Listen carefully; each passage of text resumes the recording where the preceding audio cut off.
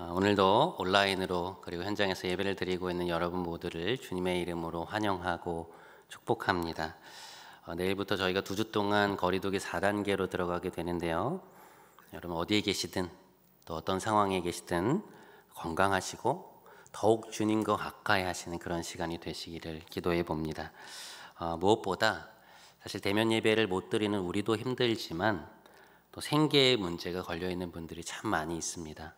우리 이 기간 동안에 그분들을 생각하면서 또 함께 기도하며 이 시간들을 보냈으면 좋겠습니다. 파이프 오르간으로 유학을 마치고 온 한 자매가 있었습니다. 한국에 돌아와서 대학의 강사 자리를 얻게 되었는데요. 누가 보아도 실력이 출중했기 때문에 교수 임용 자격이 충분한 자매였는데 번번이 임용의 문턱에서 탈락을 하게 되었습니다. 이유인즉 임용에 입김이 있었던 그 교수님들, 담당 교수님 그리고 학과에 일정 액수의 돈을 주는 것이 이제 관행처럼 되어 있었는데 그 자매가 그것을 하지 않았기 때문이었습니다. 교수님들을 찾아가서 좀 비위도 맞추고 또 어느 정도의 돈도 내야 그 자리를 얻을 수 있다는 것을 알고 있었지만 기도 끝에 그렇게 하지 않기로 결정을 한 것이었습니다. 그런데 그로 인해서 몇 년이 지나도 파트타임 강사의 자리를 벗어나지 못하는 그런 상황에 처하게 되었습니다. 오랫동안 신앙 없이 살다가 예수를 믿고 변화된 한 형제를 알고 있는데요. 신앙이 없을 때는 술자리에서 그 분위기를 주도하던 사람이었는데 하나님을 믿고 나서 스스로 술을 마시지 않기로 결단을 했습니다. 그것이 꼭 죄라서가 아니라 하나님이 자신의 모습을 기뻐하시지 않는다는 생각이 들어서 스스로 하나님을 위한 결단을 한 것이었습니다. 그 형제의 생각에 그런 신앙적 결단을 하고 나면 하나님이 회사 안에서 자신을 더 높여주시고 일이 더 잘 풀리게 해주시도록 하실 것 같았는데 오히려 고난이 찾아왔습니다. 술을 좋아하는 상사에게 미움을 받게 되고 동료들은 뒤에서 수군거리기 시작하고 또 회사 안에서 오히려 자신의 입지가 좁아지는 것을 경험하면서 한동안 굉장히 힘든 시기를 보내게 되었습니다. 여러분, 우리가 그리스도인으로 살아가다 보면 흔들리는 순간이 있습니다. 자신은 하나님을 믿는 사람이기에 다른 사람이 거리낌 없이 하는 일을 하지 않기도 하고 기도하면서 하나님을 위한 선택을 했는데 오히려 앞에 있던 문이 닫히고 고난의 상황 속으로 밀려 들어갈 때 우리는 낙심하고 흔들리게 되죠. 성령의 4번째 열매인 오래 참음은 헬라어로 마크로스미아라고 하는 단어입니다. 마크로라고 하는 것은 long이라는 뜻을 가지고 있고요. 스미아라고 하는 것은 희생, 고난이라는 뜻을 가지고 있습니다. 그래서 영어로 번역해 보면 long suffering이라고 해서 오랜 고난을 받으면서 견딘다라는 뜻을 가지고 있어요. 이것만 보아도 오래 참음이라는 덕목은 이 고난적 상황을 내포하고 있다는 것을 우리가 알 수 있습니다.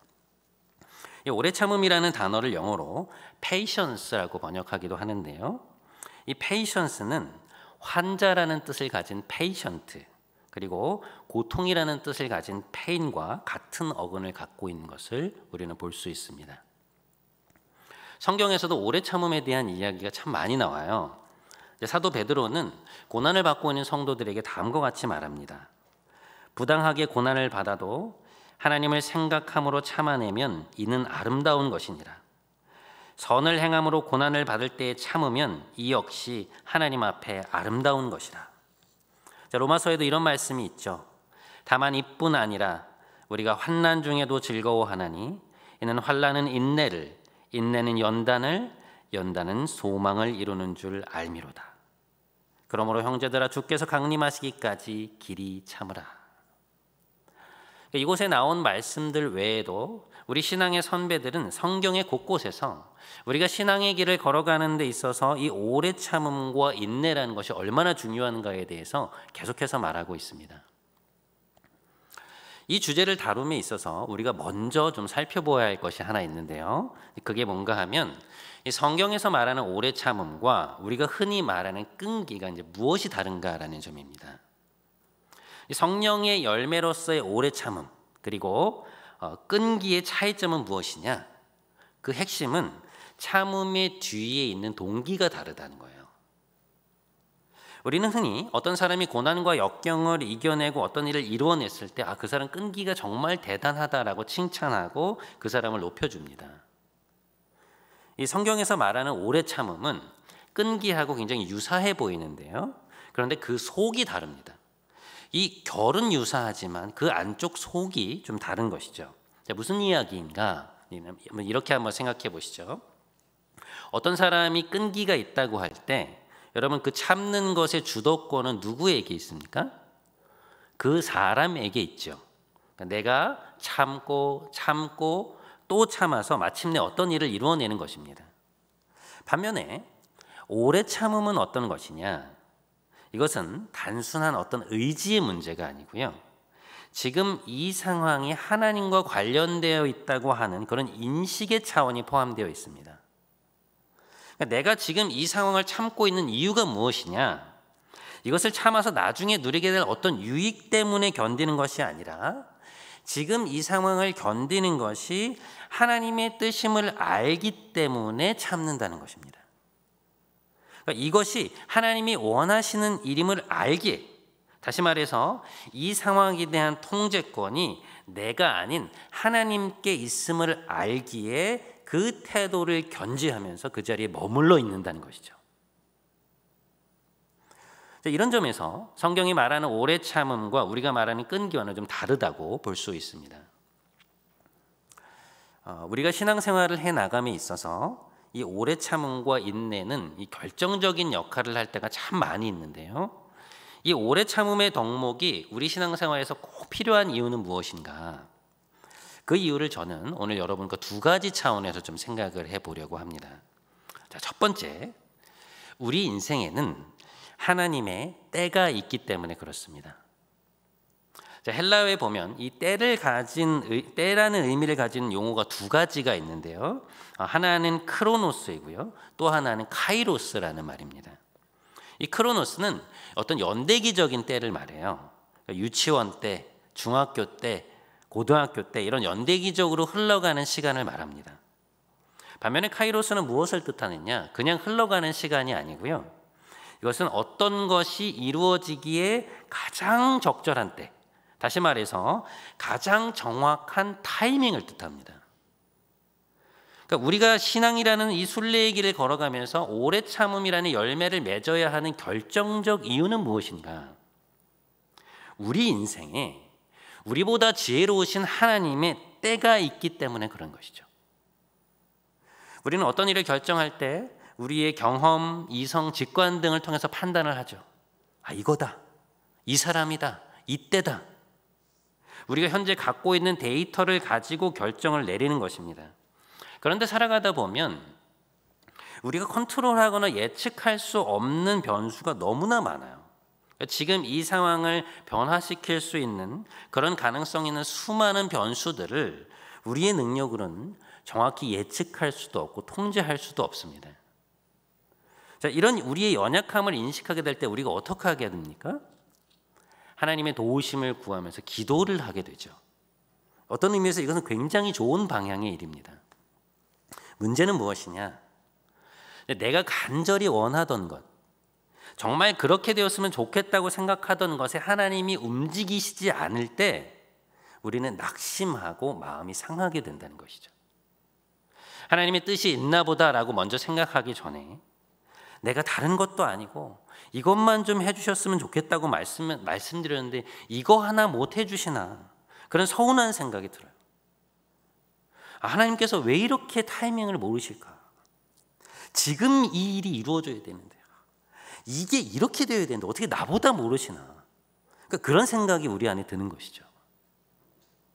자신의 연약함을 인식하고 기도의 자리로 나가면서도 여전히 우리가 하나님보다 지혜롭다고 하는 그런 모순된 행동을 하고 있는 것입니다. 여러분, 신앙생활에서 우리가 하나님이 염두에 두고 계시는 그 하나님의 때, 하나님의 그분의 타이밍이 있다는 사실을 명확하게 깨닫지 못하면 우리의 마음은 언제든지 무너질 수 있습니다.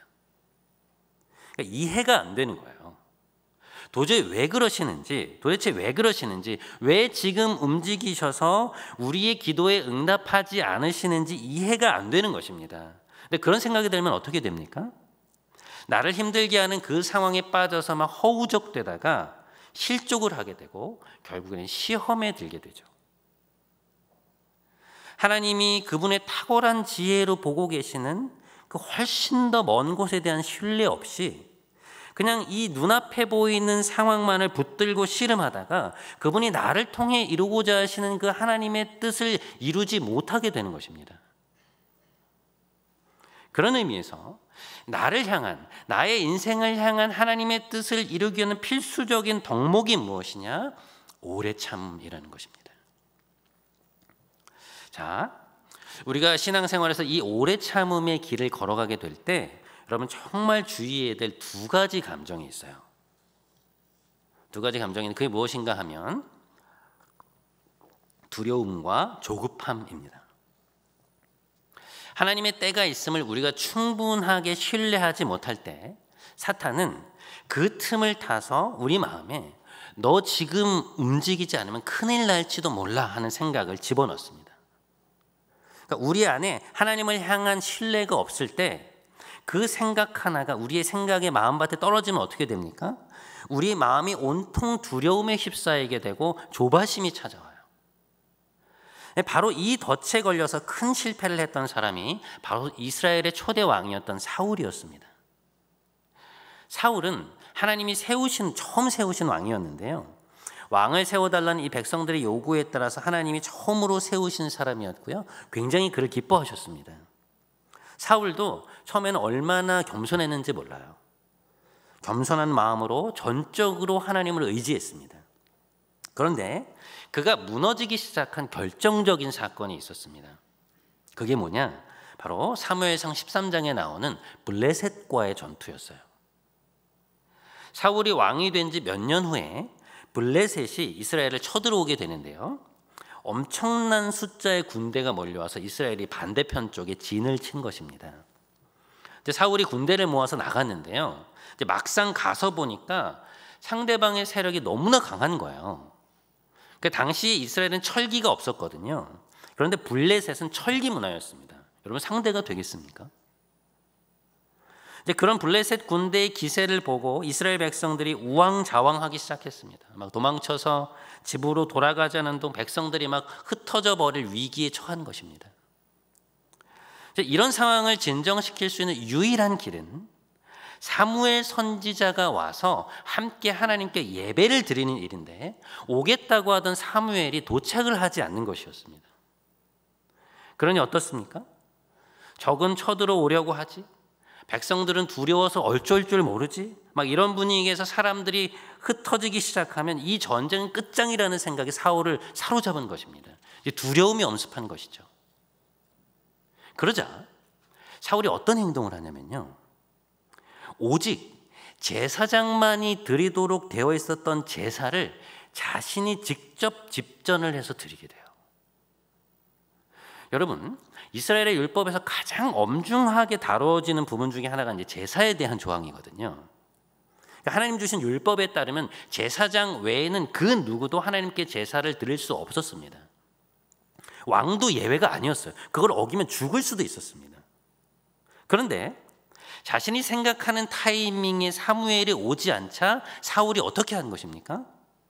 두려움과 초조함 때문에 절대로 해서는 안 되는 일을 하는 거예요. 선을 넘은 것입니다. 그가 하나님께 제사를 드리고 마치고 내려오는 바로 그때 누가 오느냐? 사무엘 선지자가 도착해요. 약속했던 일주일의 마지막 날에 정확히 도착했습니다. 사울이요, 여러분 사무엘에게 엄청난 책망을 받습니다. 알고 보면 사무엘이 오기로 한 날짜를 넘긴 게 아니었던 거예요. 그러니까 사울이 두려움 때문에 먼저 움직여버린 것입니다. 사무엘상의 기록을 살펴보면 그 사건 이후부터 사울이 하나님의 눈에서 자꾸만 벗어나기 시작하는 것을 볼 수 있어요. 그러니까 그의 실족의 내리막길에 있었던 첫 걸음이었던 것이죠.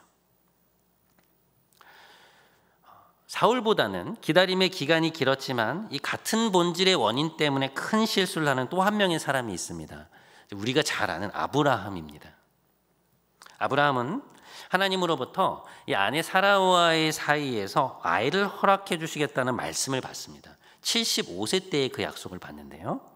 그 말씀을 믿고 가나안 땅에 온 지 10년이 넘도록 하나님은 그것을 이루어 주시지 않아요. 움직이시지 않는 것입니다. 10년을 기다렸는데 아내도 그렇고 자신도 그렇고 아이를 낳을 수 없는 몸이 되어가는 것을 느끼자 어느 날 불현듯 두려움이 찾아옵니다. 이렇게 하나님만 기다리고 있다가 영영 자녀를 얻지 못하는 것 아닌가 하는 생각이 든 거예요. 그래서 그가 어떻게 하는가? 아내가 아닌 다른 사람, 그러니까 아내의 여종이었던 하갈을 통해서 자녀를 얻으려고 시도를 하게 됩니다. 그 시도를 통해서 이스마엘이라고 하는 자녀를 얻게 되는데요. 이게 일시적인 기쁨은 있었지만 결과적으로 보면 나중에 사라에게서 태어난 이삭 때문에 이 이스마엘은 집안 싸움의 씨앗이 돼요. 그래서 아브라함은 결국 그를 떠나보내는 아픔을 겪게 됩니다. 굉장히 마음고생을 많이 하게 돼요. 자, 사울의 경우에는 무엇이 문제였습니까? 자신이 움직이지 않으면 이 상황에 대한 모든 통제권을 잃어버릴 것 같은 두려움이 찾아오는 것이죠. 사무엘이 오지 않아서 백성들이 흩어져 버리면 어떻게 하지? 전쟁에서 패배하고 내 정치적 입지가 모두 사라져 버리면 어떻게 하지? 이 전쟁에서 죽으면 어떻게 하지? 그런 부정적인 생각들이 그를 압도해 버린 것입니다. 그 두려움이 조급함을 만들었고 그 조급함이 이를 그르치게 만들었습니다. 기다림의 기간을 제외하면 아브라함의 실수 역시 사울의 그것과 본질적으로 같다고 볼 수 있어요. 그는 하나님이 지금 이 문제를 해결해 주실 것 같지 않았던 거예요. 이렇게 기다리면 세월만 허송하고 끝날지 몰라. 내가 원하는 것을 얻을지도 모른다는 생각에 조바심이 들 것이죠.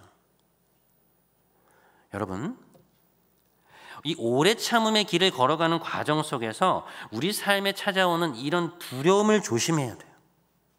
두려움은요, 하나님을 볼 수 있는 영적인 시야를 상실하게 만듭니다. 그러면 사람이 어떻게 되는지 아세요? 조급해져요.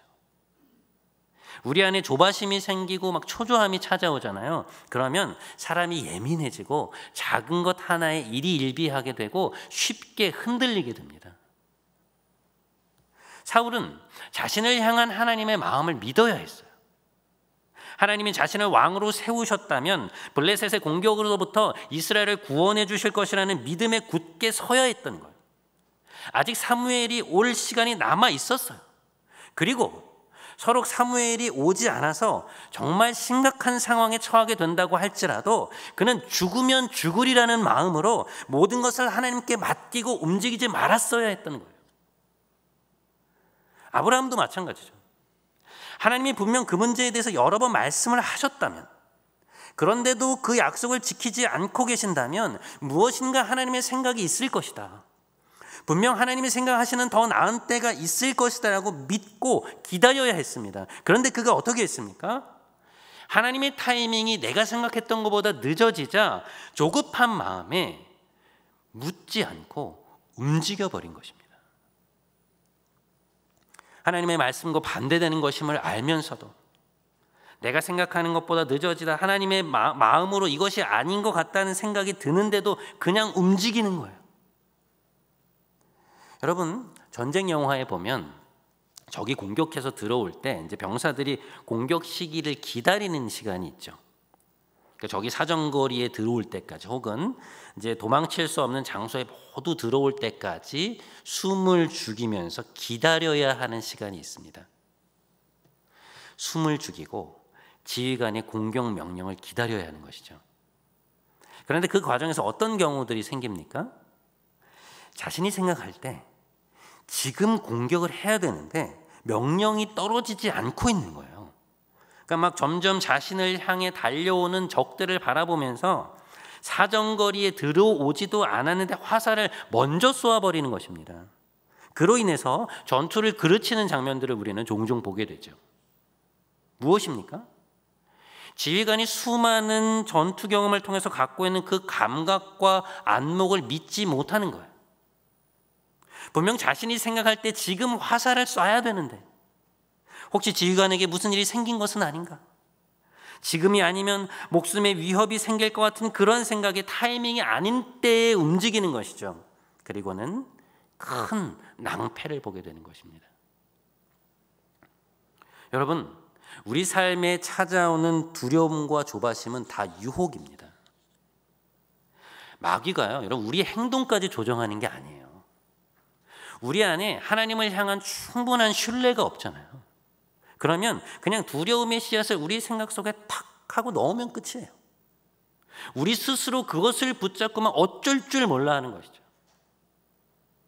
두려움과 조급한 마음으로 우리가 움직일 때 표면적으로는 우리가 어떤 상황에 영향을 받는 것 같이 보입니다.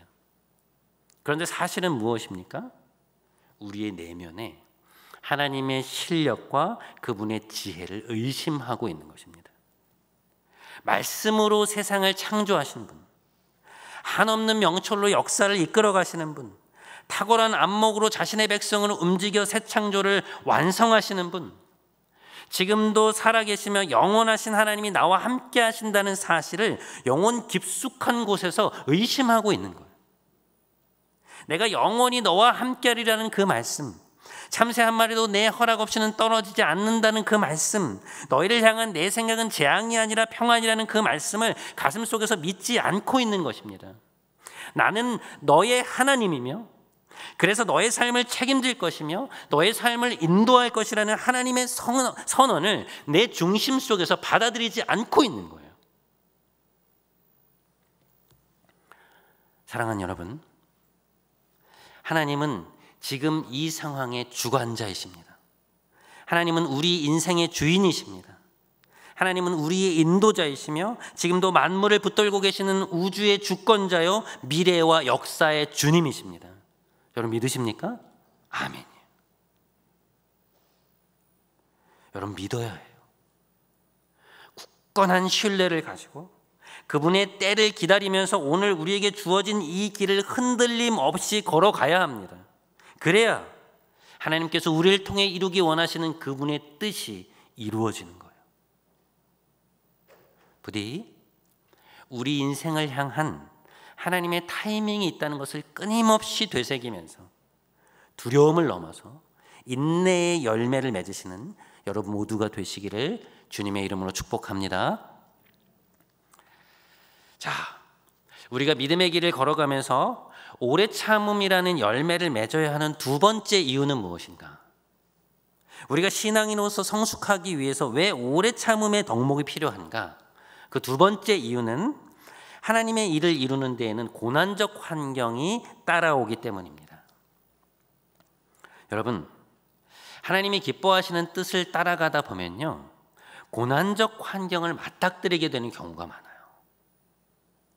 서두에서 제가 학교에서 암묵적으로 원하는 그 임용의 방식이 하나님의 방법이 아니라고 생각해서 따르지 않았던 그 자매에 대한 이야기를 드린 적이 있죠. 신앙적 결단으로 술을 마시지 않기로 결정했는데 그 뒤로 일터에서 오히려 입지가 좁아진 형제의 이야기도 드린 바 있습니다. 왜 이런 일이 생기는 것일까? 우리가 하나님을 위한 선택을 하면 하나님이 우리를 귀히 여기셔서 우리 길을 열어주시고 장애물을 치워주시고 사람들 사이에서 우리를 높여주셔야 되는 것 아닌가요? 거봐라, 하나님이 나를 높여주시지 않느냐, 하나님이 살아계신 것이 보이지 않느냐, 담대히 말할 수 있도록 뭔가 일하셔야 되는 것 아니에요? 그런데 막상 우리의 현실로 들어가 보면 하나님을 위한 선택으로 인해서 오히려 삶에 고난이 찾아오고 상황이 더 힘들어지는 것 같은 때가 많다는 것이죠. 하지만 여러분, 이것은 이상한 일이 아닙니다. 그걸 아셔야 돼요. 우리가 세상 속에서 그리스도의 방식으로 살아가려 하면 고난적 환경이 조성되게 마련이에요. 어찌 보면 그것은 지극히 당연한 일입니다. 주님이 이미 그것을 말씀하셨어요. 세상이 너희를 미워하면 너희보다 먼저 나를 미워한 줄 알라. 너희가 세상에 속하였으면 세상이 자기의 것을 사랑할 것이나 너희는 세상에 속한 자가 아니요 도리어 내가 너희를 세상에서 택하였기 때문에 세상이 너희를 미워하느니라. 여러분, 세상은 주님을 사랑하지 않습니다. 죄의 본질이 내 뜻을 하나님 뜻보다 높이는 것이고 내가 하나님의 자리에 앉는 것이기 때문에 하나님의 뜻에 대한 굴복 없이는 결코 그리스도를 사랑할 수 없어요. 그래서 그리스도의 가치관과 세상의 가치관은 충돌을 일으킵니다. 하나님이 원하시는 길, 그리스도의 가치를 따라서 우리가 지속적으로 걸어가잖아요. 세상은 우리를 불편하게 생각해요. 그렇기 때문에 내가 있는 그곳에서 하나님의 의를 이루고자 애쓰는 사람의 삶에는 고난적 환경, 적대적 환경이 조성될 수밖에 없는 것입니다. 그런 의미에서 내 삶을 통해 하나님의 의를 이루려고 하는 사람의 삶에는 오래 참음이 요청될 수밖에 없어요. 견뎌야 하는 것입니다. 자, 그러면 어떻게 해야 합니까? 어떻게 해야 고난적 환경 속에서도 끝까지 하나님을 바라볼 수 있을까요? 어떻게 해야 이 적대적 환경 속에서도 내 마음을 잘 지켜서 끝까지 인내할 수 있을까? 그 비밀은요, 다른 어떤 것이 아닌 하나님만을 나의 유일한 보상으로 여기는 마음가짐이 있어요.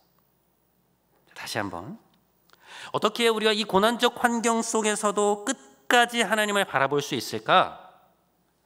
하나님을 나의 유일한 보상으로 여기는 마음가짐, 한마디로 그분의 고귀하심을 알고 하나님 한 분만으로 만족하는 법을 배우는 거예요. 사도 바울이 감옥에서 빌립보 교회에 보낸 편지에 보면요, 다음과 같은 말씀이 나옵니다. 나는 비천하게 살 줄도 알고 풍족하게 살 줄도 압니다. 배부르거나 굶주리거나 풍족하거나 궁핍하거나 그 어떠한 형편에서도 나는 만족할 수 있는 비결을 배웠습니다. 여러분, 사도 바울 하면 고난의 대명사죠.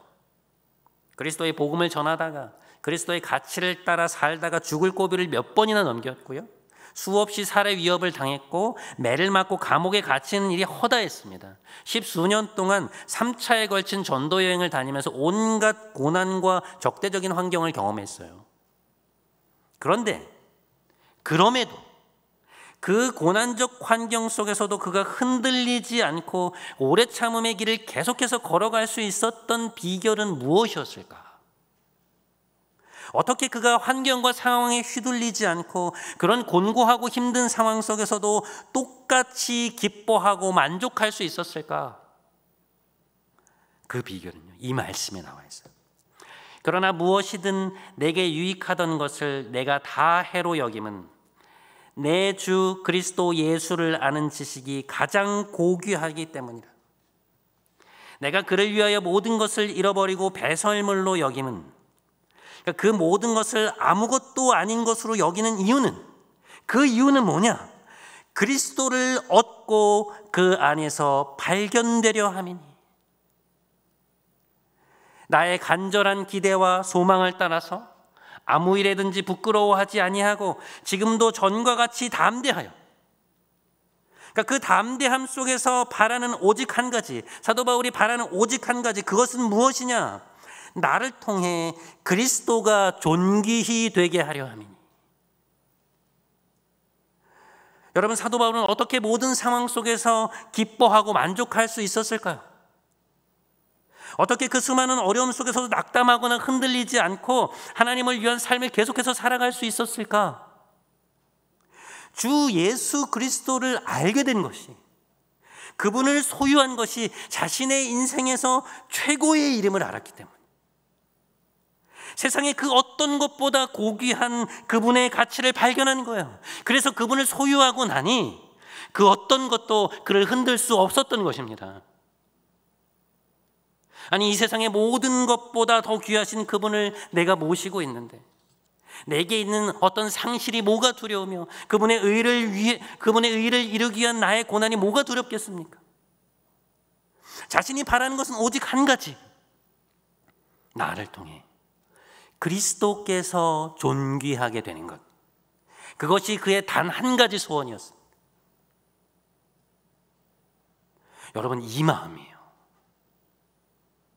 하나님 한 분만으로 만족하는 이 마음이 우리 안에 가득 차게 될 때, 그분을 소유한 그 가치를 우리가 진정으로 알게 될 때 우리는 오래 참음의 열매를 맺을 수 있습니다. 내가 원하는 때에 하나님의 응답하시지 않는다고 하여도, 하나님을 위한 선택으로 인해 때때로 내가 고난적 상황으로 내몰린다고 하여도 우리는 견딜 수 있어요. 고개를 떨구고 침울한 표정으로 마지못해 버티는 것이 아니라 고개를 들고 그리스도를 소유한 충만한 기쁨 속에서 내게 주어진 이 길을 담대하게 오늘도 걸어갈 수 있는 것입니다. 그러다 보면 하나님의 때에 우리 삶에 비추어 주시는 그분의 햇살이 우리 삶을 가득 채워주시는 것을 경험하게 돼요. 직장에서 술 문제로 인해서 입지가 좁아졌던 그 형제는 시간이 지남에 따라 점점 더 실력으로 인정을 받게 되었고, 외부에서 주는 상도 여러 번 타게 되었습니다. 심지어 회사의 사장님도 이 형제를 통해 그리스도께로 가까이 가게 되는 그 놀라운 역사를 경험했어요. 자신의 신앙적 결단 때문에 국내에서 강사의 자리를 전전하던 그 자매는 후일에 미국에서 정당한 방법으로 더 좋은 제안을 받고 교수의 자리에 설 수 있었습니다. 사랑하는 여러분, 우리는 왜 인내할 수 있고 우리는 왜 견딜 수 있는 것입니까? 우리 뒤에 신실하신 하나님이 계시기 때문입니다. 자신을 부인할 수 없으신 그 하나님, 우리의 끝없는 배반과 배신에도 불구하고 오래 참으시며 신실한 사랑으로 결국 우리를 품에 안으신 그 하나님이 우리와 함께 계시기에 우리는 오래 참아낼 수 있습니다. 코로나가 예측 불허의 상황에 다다른 지금도 이 상황을 주관하고 계시는 하나님이 우리와 함께 하고 계심을 믿으며 오래 참음의 자리로 다시 한번 나아가서 인내의 아름다운 열매를 맺으시는 저와 여러분이 되시기를 주님의 이름으로 간절히 기도해 봅니다.